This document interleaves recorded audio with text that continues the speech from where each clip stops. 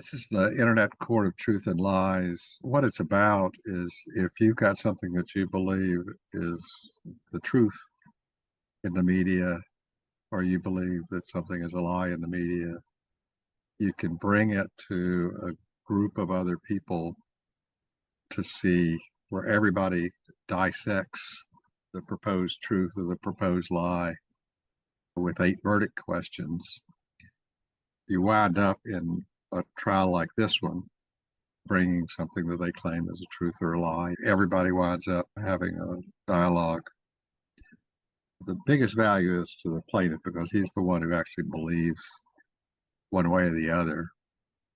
The value to him is that he gets to see how other people take his arguments for something being true or his arguments for something being a lie. The jurors also see how people see these things, which is it's rare that there's this kind of dialogue that takes place. What we do is pretty much unique to the internet because it's called enforced moderated dialogue. It's where everybody stays on topic. You don't get what you get in these comment systems where people just blow off steam or change the subject or do whatever they're doing. So this is a mechanism that provides an educational resource for everyone. And because it provides an educational resource, we actually pay the jurors. And if there's a plaintiff that wants to be paid, they can be paid. And a moderator is somebody who helps schedule and make sure the technical aspects of the trials go forth. Today's trial I call Selective Prosecution, but it's not exactly a trial of what it says it is. It's a different kind of a thing. What I'm going to do is bring up the Medium article on which this trial is based. The Medium article is about the business plan for the Internet Court of Truth and Lies. The sponsorship plan, very similar to an advertising plan, except the sponsors come in and provide the revenue that allows us to pay the jurors and so forth. We're after large sponsorships. The system's been designed with the goal that at some point in the future, we're easily running 1 million trials a day on a global basis, if not more. There is no reason that shouldn't take place. At scale, the societal beneficial aspects of these trials will become apparent. The trials will be a plaintiff and up to 8 jurors with 8 verdict questions. The educational benefit is only among 9 people per trial. But if you multiply it times 1 million, you get interesting numbers, and you can have societal effects, which could be quite beneficial. The title of this article was Just Imagine, which means that we have not yet done this, but just imagine sponsoring 10,000 truthcourt.net trials on selective prosecution law examples. Now that's really written for lawyers who have some understanding of what we're doing. But because we've seen in recent news that Trump has been doing selective prosecutions, which is picking off people he wants to personally take revenge on and then having cases brought against them. This is also called vindictive prosecution. There's another couple of names for it. There are different laws, but selective prosecution is a base one that people come off of. I don't know many lawyers who do not know all the details of the variants on selective prosecution, like vindictive prosecution and so forth. Lawyers are trained to know the law through past cases. In other words, they're trained to understand that the law is really dynamic when it comes to where the wheels meet the road. the truth of the law, of a given law, is really associated with the cases that have been run in the past and so forth and so on, and what the outcomes of those cases are. The idea here is that lawyers would make a great set of plaintiffs where they are trying to express what they believe is true or what should have been decided in a case, or the way a case was actually decided, or the kind of lies that were made up by a guilty party to a selective prosecution, or the lies that were made up by a guilty defendant to a selective prosecution. Lawyers are automatic experts if they have an interest in selective prosecution. They're automatic experts that can run numbers of interesting trials that would interest the public at large in terms of how selective prosecution is identified and controlled in at least American law. So the idea is imagine we go to scale.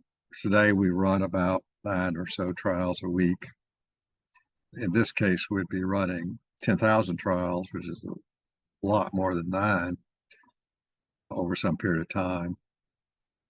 But it would be at the right scale, the scale that we anticipate for a class of topic that might be of interest to experts who can act as plaintiffs, who have an interest in understanding how other people think about what they know and perhaps what they believe. Is more appropriate than what the law currently says. That's what this thing's about. The real message of this thing is a message to potentially getting a sponsor pool started out of the legal community. This isn't just lawyers. It could be experts in selective prosecution who have access to the legal databases and so forth, who have extensive experience. One way or the other, they could have been people who were selectively prosecuted. It's where a class of trials could be defined that could get people's interest if they feel like they're in danger of being selectively prosecuted, or they want to know why somebody is not being selectively prosecuted for selective prosecution. So that's what this trial is about. We intend to bring this to a group of attorneys who are familiar at one level with the Internet Court of Truth and Lies. Most of the ones we are intending to bring this to know about the Internet Court of Lies, which is an earlier name for the Internet Court of Truth, are among the people who, when I first started bringing up this concept of the Internet Court of Truth and Lies, they were among the people who wished me well, who thought that this was a great idea. They weren't getting involved in it, but they thought it was a great idea. Out of this 100 or so lawyers that I knew when I was working with the American Bar Association, that I gained confidence that the legal profession was not going to try to destroy the Internet Court of Truth and Lies, and they haven't tried to destroy it. That's what this trial is about. I put in the trial a pointer to another trial that they could listen to. So the idea of this article is something that they can read and read in a short period of time. So this is like a 2-minute article, and get a gist of a concept of what this could be for those lawyers that are imaginative enough to understand what this could be and the reason for getting behind it. The way we're setting it up is once we get the panel up where you can buy a trial for $300, we will be talking to the lawyers and asking them not to be contributors, but to actually buy trials and try it for themselves. When they do that, we'll have an opportunity to do things, provide them with moderators. And so the moderators will get more trials that they can do because these are paid for trials. And they can learn from our existing moderator base how to do this. It'll take a while for this to grow, but the target is still going to be to get sponsors for 10,000 trials under a sort of a single sponsorship name, which is a class of trial, and the name would be Selective Prosecution.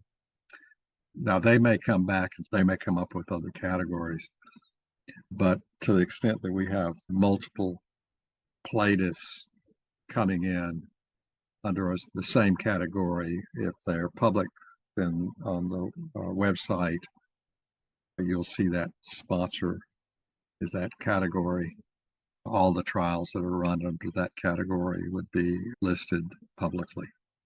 Now, when you buy a trial as a sponsor, you can also choose to have it private, in which case only the plaintiff and the jurors will be aware of the trial, because the plaintiff, who is also essentially the sponsor, has basically said, I want this trial to be private and I don't want anybody else to see it. So I anticipate and hope that some of the people who sponsor trials will do a few trials, and maybe the first couple they'll do in private, and just to get used to it. They like it, in which case they'll do more.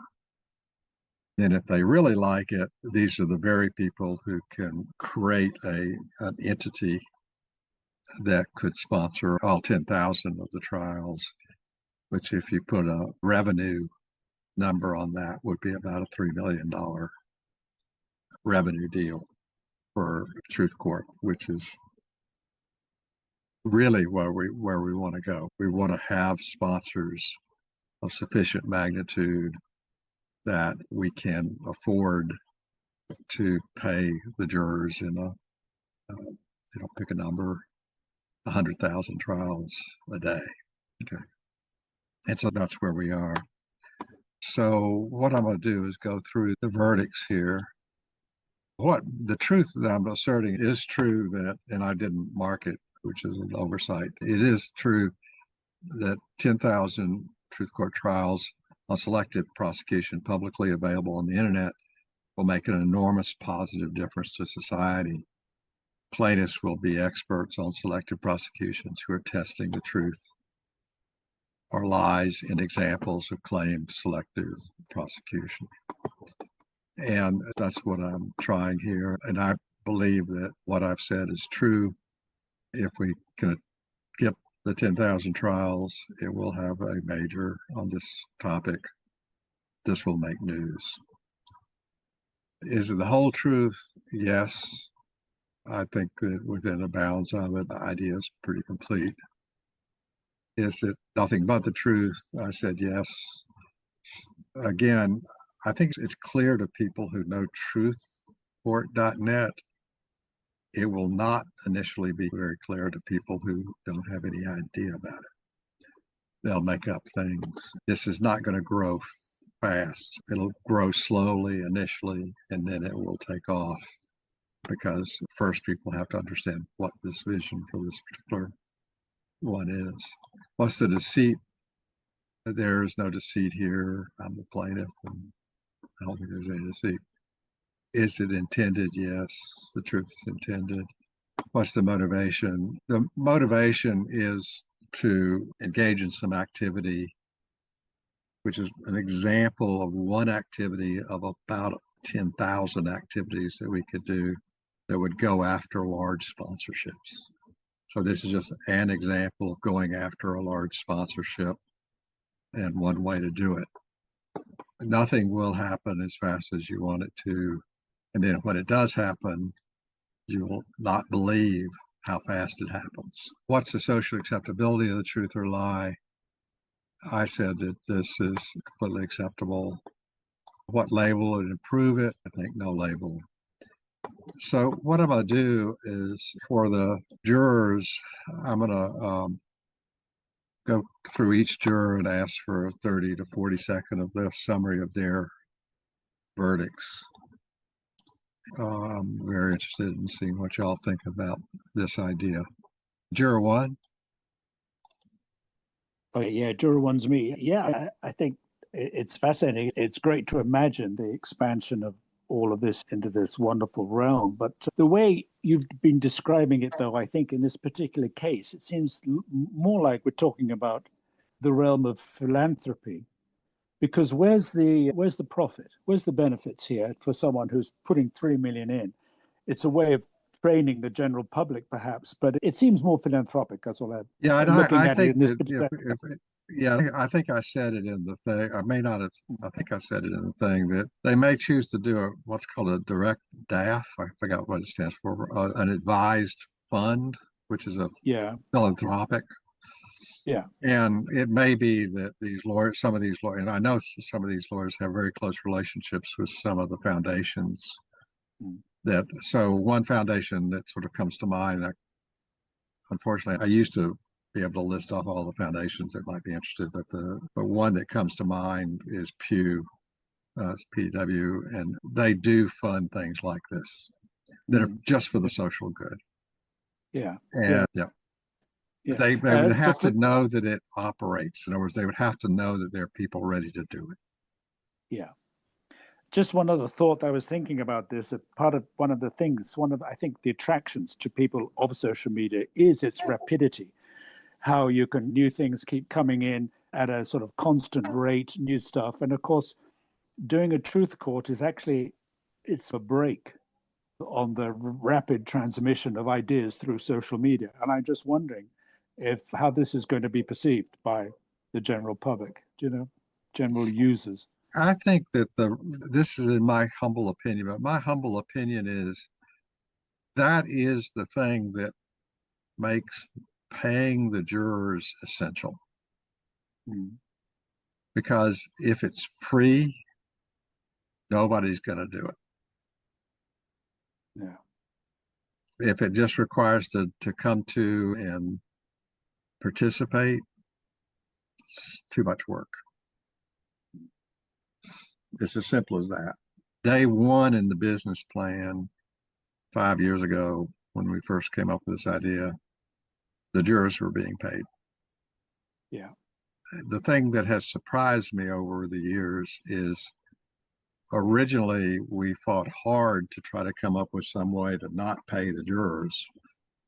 Then we tried to pay people and it worked. I think because people who are wealthy just like to know they made $20. Okay? They don't, $20 means nothing to them, but they like to know they made. They got a free Starbucks out of it. Okay. Yeah. The people who are not wealthy, who are just as intelligent as the people who are wealthy, $20 makes a difference. We know in other countries, $20 can make a big difference. If you look at scaling this, we're not really paying enough for people to make a full-time job out of just being a plaintiff or a juror until we get to large scales. And then you can have people that are making lots of money off of this, because with larger scales, we can pull some of these limits away where you can participate. So for example, right now, the limitation on the number of trials you can participate in, which is basically one a week, is really mandated by the fact that we really only have one sponsor. But if you have enough sponsorships out there, we can lift that up. We can say, no, you can do a lot more trials than that. And exactly what that number would be, I don't want to guess right now, because it'll vary going forward in time and so forth and so on. But so that's the way that works. Yeah, paying the jurors, yes, is great. I was just merely pondering, I don't know, I haven't seen the way the algorithms are calculated for the advertisements in all social media. But I do believe that the rate of change of items entries is important to the way the algorithms of the ads get, the way the ads are spread around and all that kind of thing. So I'm just wondering if there's an impact here from so taking an hour out to do a trial. Yeah, the reason that I said this is this is true sponsorships. So they're sponsoring a trial. They're paying for a trial. And there's the contributor idea, which is good.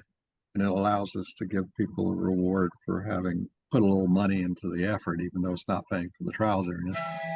The sponsorship, they're paying the full boat on the cost of a trial, which is great.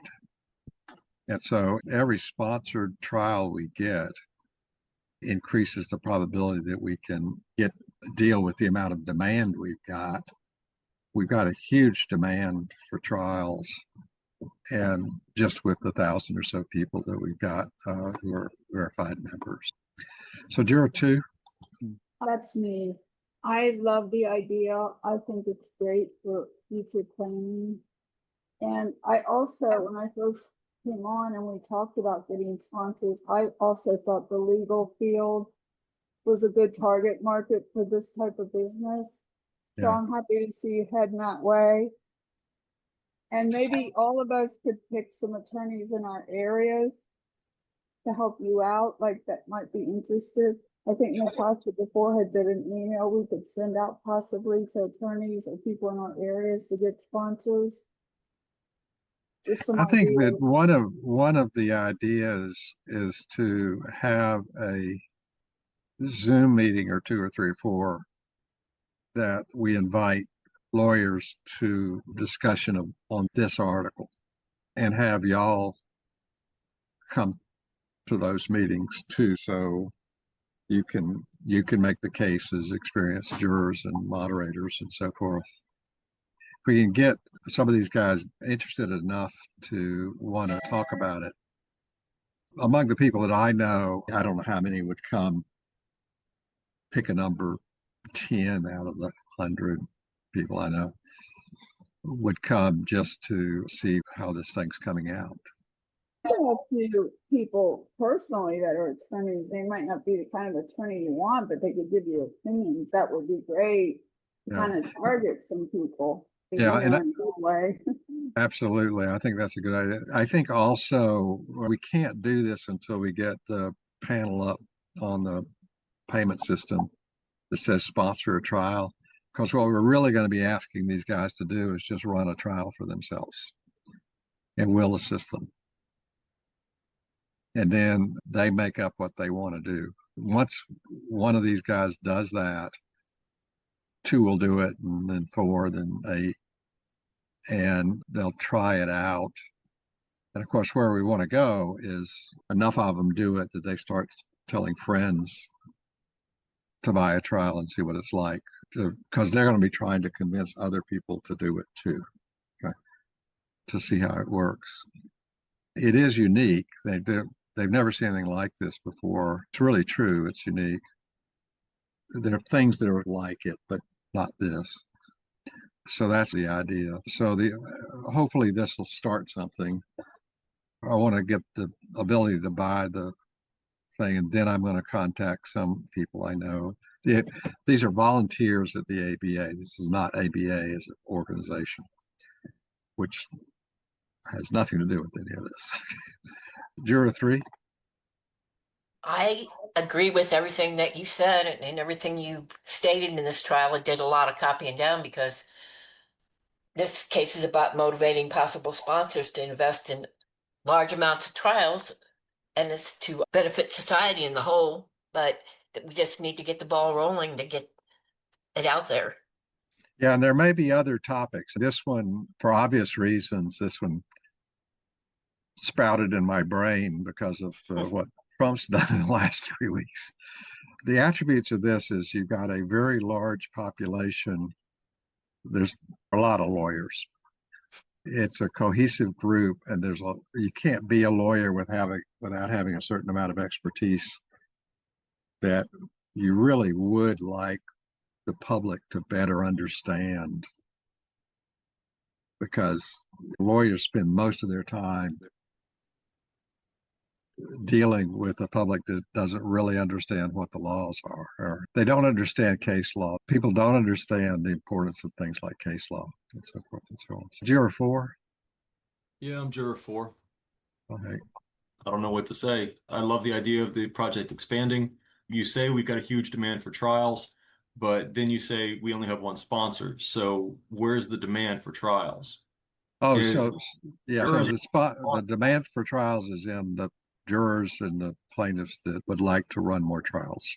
Yeah, and that's great. But when it comes to South African plaintiffs who are just looking to get paid, that's not actually a huge demand for trials. That's people who've found a gravy train. So we need to find sponsors. I agree with you, and I want to work with you on that topic, but we need to do it the right way and show that there is, in fact, either a societal benefit or a profit motive that will that sells the product. I mean, product itself has issues, but the premise, we can clean up the premise more easily. Yeah, I agree. Yeah, but I'll work with you. Okay, that sounds good. Juror 5? That's me, Bob Mohammed. Yeah. Look, I pretty much agree with what everyone else has said. And I was just trying to compare Truth Court to where Bitcoin was in 2008. And you probably have done the same thing. Nice And just idea. trying to see, are we in the early stage? Are we in the growing awareness? Just something out of the box. Just what is actually required here.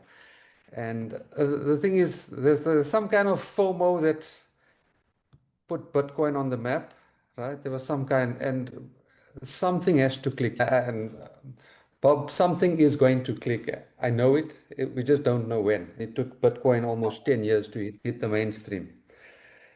But yeah, and I think to Brian's point is, yeah, and what you said last week as well, Bob, is monetizing the truth. There has to be some kind of attraction to someone who's going to sponsor the trial, not just let's seek the truth. But similar to Bitcoin, you're decentralizing justice and trust. Yeah, I'm just trying to think out of the box here. I definitely, as an early adopter, I buy into it. So yeah, I'm waiting for it to pop. Yeah, so the thing I don't know if you're a fisherman, but I'm a fisherman. I grew up fishing. Okay. I fished on a lake that didn't have a lot of fish.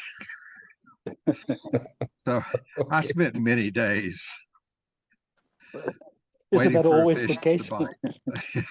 No, there are places that you can fish that you can. A large rod in a fishless pond, yeah.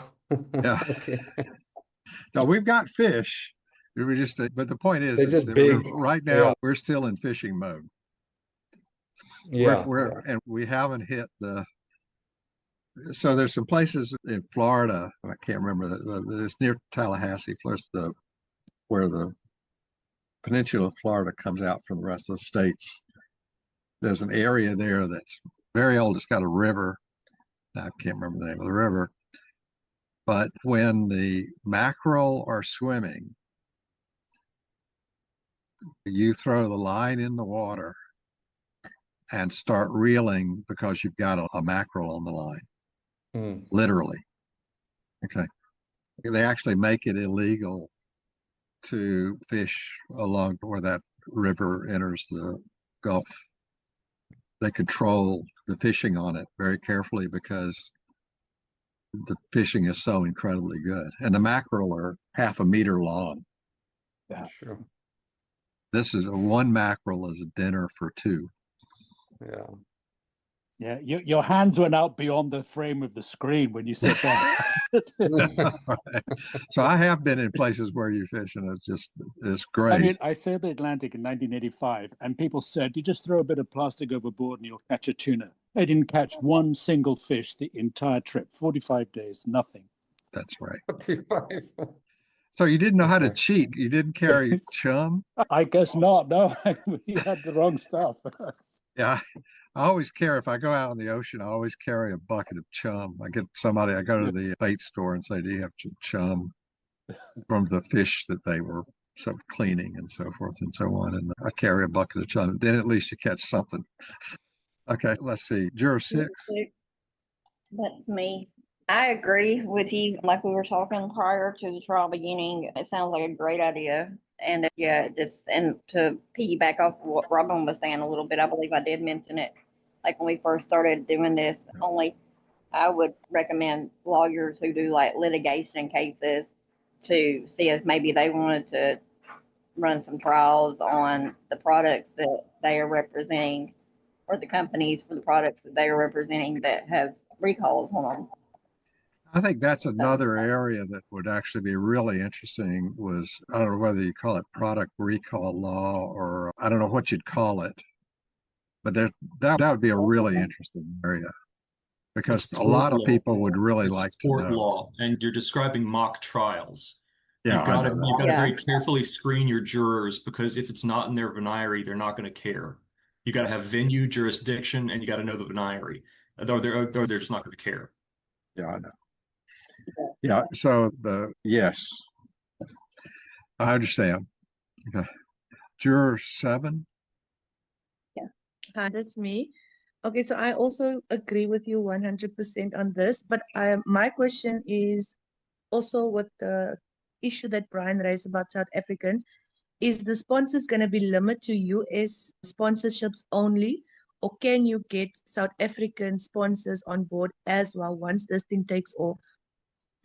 I think the right thing is the answer is that to the extent in this particular one for selective prosecution, I suspect that in a lot of countries there are selective prosecution laws.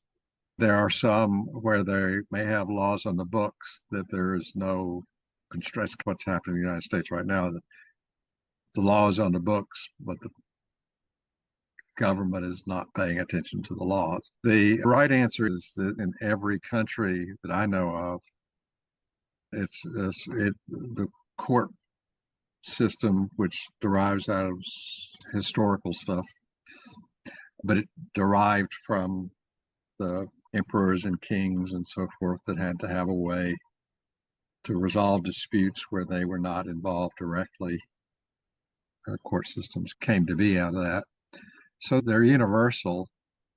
And it's up to the people who are looking at what they want to get out of the trials from an educational point of view. The need for the education of the general populace is there, I think, in every country, everyone that I know of. And I don't know South Africa as well as I know some other countries, but the other countries that I know pretty well, would be well received. One of the areas would be privacy laws. Another area that would be privacy laws. The general populace does not have any level of sophistication or understanding about what's going on with privacy laws. It's heavily politicized and is not well informed. And to be able to bring experts into situations where they can make cases that things are true or make cases that things are lies would be really valuable. I want to first say that I do agree with you in terms of this, but in terms of what you stated in terms of most of the population, not only in specific areas but around the world, aren't, how could you say, as you stated, are well educated enough to know certain things that their country represents, and it often causes a lot of problems, if I could state it in that way, as people would misunderstand some things that they thought they did but weren't able to, as the country is not educating its population in terms of that, if I'm making any sort of sense over there. Now, I think that the way that will work is that in some countries or some regions, I'm not thinking so much in terms of specific countries, but some regions, which can be within a country or external, the nature of the court cases that would get sponsored will be different. I think that this discussion about getting some of these foundations, these large foundations, to sponsor cases, with regard to the situation you're describing, I think the interesting foundation to go to would be the Gates Foundation, quite frankly. I know Bill Gates, he would find this interesting, this whole thing interesting. Whether he'd do anything is anybody's guess. He has the reach and the interest in looking at being able to see how to approach countries where people are just not well educated. That they need to be able to read some. I might try this on Bill. That would be interesting. So are there any other matters? I'm trying to get the stuff that we had talked about last week, the week before, finished. The one that I really want is the ability to buy a trial. And then I can start this process off, because then we've got a specific target. Why don't you just buy a case, use your credit card, buy a case, and we'll get behind you. And we've got people that are willing to work with you on it. So that's it. Are there any other? Yeah, Bob, I Item. just want to say I put in a revision to that little video I made about plaintiffs, how to be a plaintiff. I've made a good. revision and put the link to you in the chat. Okay. One Okay. thing we've been doing, I noticed in our moderator board, we're trying to get the jurors to bring better cases. I got one case this week. It was from a website that actually did the cleanup of asbestos. That's what they used for their case. And I've seen other moderators comment on the cases they're bringing. They need to bring better cases. Yeah. Because it's nothing to argue about. It's nothing to dissect. It's just basically, they're just pulling cases from anywhere. They're not even from the news or anything. Like a baby on board was one of my cases. Yeah, no, I agree. I've had for months. I keep telling I had this discussion with every single plaintiff about what we're really looking for. And it doesn't seem to filter down into the general population. So if you're the moderator, you're filling out a thing. If again, we can go all the way to the point of suspending somebody from being a plaintiff if we've got enough by way of complaints. I understand that. I don't necessarily want to simply deny people a chance. So the Get way them you'd to say do that is can you decrease so we do have an internal measure of reputation measure. We can put a thing that says if somebody goes below a certain reputation, they can't be a plaintiff for some period of time, and they're notified. And we have to notify them with some content, like we really need you to improve the quality of your cases. Yeah, I've Also, had to tell my people in my groups on Mondays the same thing. Yeah. That they need There could be a way around it, which is simply to say that the moderator gets prior notice of what the plaintiff's trial is about and can like you have to approve their make case. some suggestions. That's actually a really good idea. It's going to be some programming, so it's not going to happen tomorrow. Yeah. But the moderator should get a link to the trial that is being proposed and should get access to seeing it while it's being edited.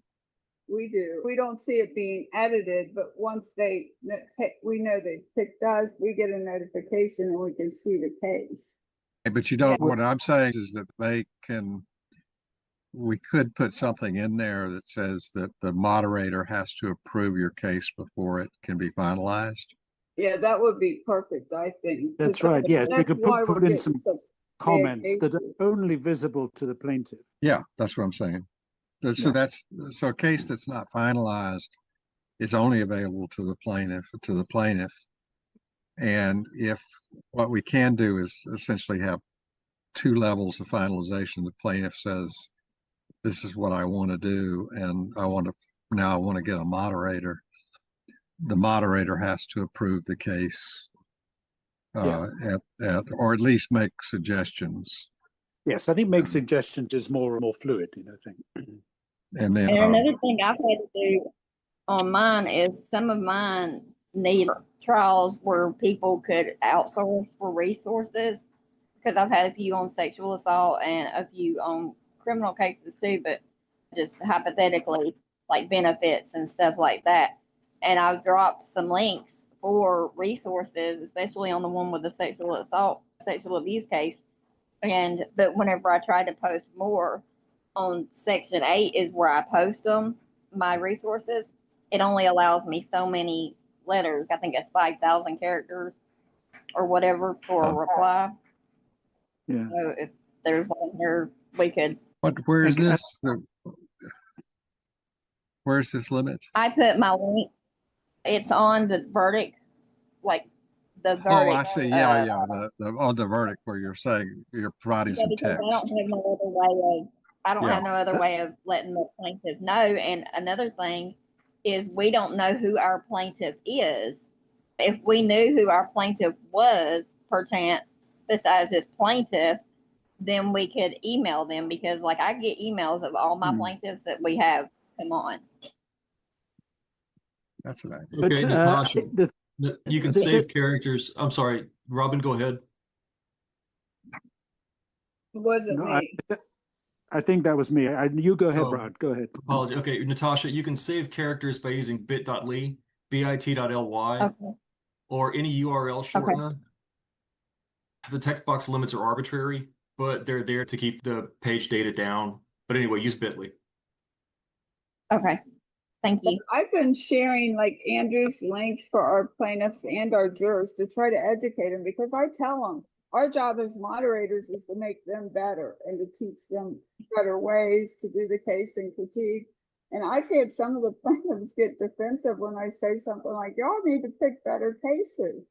But that's my job as a moderator, right? Yeah, exactly. I've had a conversation with plaintiffs that I've had before as a moderator. And I said, but we talked about this with your first case. Do you not remember what I was saying about how to prepare a case? And they just haven't made it hasn't made any difference. So yeah, they did that like that. Some of them are really good plaintiffs. You know what I'm saying? There's some really good jurors and plaintiffs that are doing it right. But I don't know if it's new people or what, but some of them are just grabbing a case and the accusation isn't right. None of it's right, really. No. And yeah, then one of these agree. And then I had one really weird one, which I want to tell you all so you're alerted. That case didn't even close till 3:30 this week, even though we were done about 1:30, 1:45. And there was one missing juror. But the next thing I know, the case closed, and I went back to check the dashboard.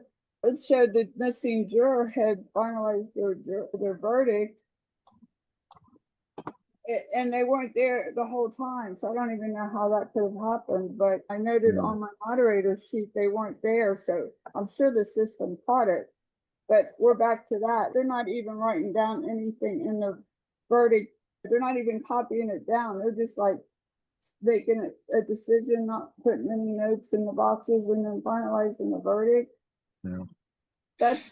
That is a cash grab, as Brian says, but not all of them are cash grabbing people, is my point. Yeah, we should. This is another thing that the reputation score, in fact, this one could be automatically looked at if people are just copying everything down.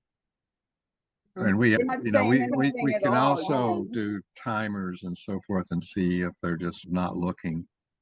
Right. We can warn them that this is going to negatively affect the likelihood that you'll get invited to another trial. I tell them that us as moderators, we're grading them. You guys pay attention to the cases they bring. You pay attention to everything. Yeah. So I let them know that, because that should make them better jurors, because they could be eliminated as jurors as easy as a plaintiff. You know what I'm saying? Any of us could be eliminated, but especially the jurors are more critical because we have so many to choose from. We don't need them. You know what I mean? We have 1,000 jurors. We don't have to kiss up to the jurors or anything. Yeah. I find that there's a lot of good information out there. I think the jurors know stuff. It's good, but it's just that the case isn't formulated in a way that extracts the best out of them. Yeah. Agreed. Yeah. Robin, I was gonna reiterate on what you were saying, because I've had that same problem with them, like not finalizing their verdict and not being there in the thing. on that moderator control thing, make sure that you put under the notes where it's got like juror 1, juror 2, or whatever, put there that they were not present, or even if you don't have to mark that they were present or not, but make sure you write in there, and then at the bottom, just put a little note and say that they were not there at all and they were not finalized by the time that the trial was complete. I use Oh, that. do you? Yeah. Okay. Yeah, we do need a person who's being paid to actually review these things. We really do need a team of people who really have control over the reputation scores. Told you I could do it. Okay. Yeah. But there needs to be do it. there needs to be a team so that the team may be sitting here, but a team that with a leader of the team. And then we need to come up with some way to recompense you for your time. Just let me know. Do it. I could, if Robin and Teresa has some extra time, I could recruit them to help me too. So it would be, If it would be, yes, it's essentially the question is we would need a group that would look over these things, these reports, which we can make available, and then work to actually have these reports have some effect. Right now, there's very little. We do not have a team, an in-house team that is doing that. And that's a missing element in the business structure that we've got right now. I'm happy to help. I have time. Yeah. I have plenty of time. Me too. I have another job I do, but I can still, fits right in with what I do also. I think it's important because that's data we could analyze also to look at who's really. Oh yeah, I totally agree with all this. I was trying to grow faster. The other solution is this thing grows and then we'll have the money to have such a team. Yeah, but you can implement a stopgap in the Yeah. meantime. You have that potential. You have that capability today. Yes, sir. I know that. I'm aware of that. Yes, the right answer is yes. I know I have the capability. Some of the things we've talked about do involve some more modifications to the code. So, for example, giving people access to the reports from the moderators. That's something. And we would have to have some ability to do that. Exactly how we do that. If somebody's got some specific ideas about how to do that, I would love to hear them. As soon as the trial is complete, No, the real idea has to be, it can't just be that's- part of the idea. It's got to be yes, obviously, but so for example, we would need a name for the team that would do this. And we'd have to have somebody in charge of that team. Okay. And then we'd have to have who's in it and Quality stuff like control. It has to be quality Sorry? control. I'm sorry? Quality control or review. Quality control. I like it. Trial quality control. Trial review. No, trial quality control. Let's go with it. Let's not have a discussion. All right. I like it. The acronym TQC runs off the tongue. Yes. TQ, that's as good as it gets. It comes to the TQC group and we look at it and then it goes for payment. Yeah, that's a way to do it. That's a good Yeah. idea. That's not a bad idea. Just so you know, people who finish a trial who are not paid like immediately with mail. So we'd have to have an understanding of the time frames that these things have to be done in. That would slow down the payment process if we did it before. Slow down the And payment process. there is the It's called issue here. bureaucracy. The red tape. And the moderator controls, we only have 120 minutes after the trial to get the moderator control filled out. Yep. So I would say add another 120 minutes onto that for it to come through TQC, and then it can go to payment. So we do have a mechanism, which is this reputation score. One of the first things the TQC could do would be to set the boundaries on that score, what a certain score means or what a change in a score means. So that Carol can, so for example, if somebody is going to be suspended as a plaintiff, we have to know what to tell them, and to tell them they've been suspended because their reputation score has been nicked for these reasons. Okay. And also give warnings. Yeah. To I think they should be allowed to have at least 2 warnings, and if Yeah. they don't get their content up after the second warning, then they're suspended. Yeah, so that's the kind of Bob? thing that the TQC committee, TQCC. Oh my God. Bob, I just Yeah. wanted to make a quick comment. As a moderator, going forward, then I'm going to mention to the plaintiffs that, look, guys, there's a reputational score to plaintiffs and jurors. Everybody should know that because score does exist today. And unfortunately, we don't Mhm. have a group that's actually managing that. But I'm just going to mention it so that jurors and plaintiffs know, don't come with utter Absolutely. nonsense for trial. Yeah, right? And that's a good don't point. copy and paste. That is a very good point, and y'all should be happy to say it because the scores are being kept.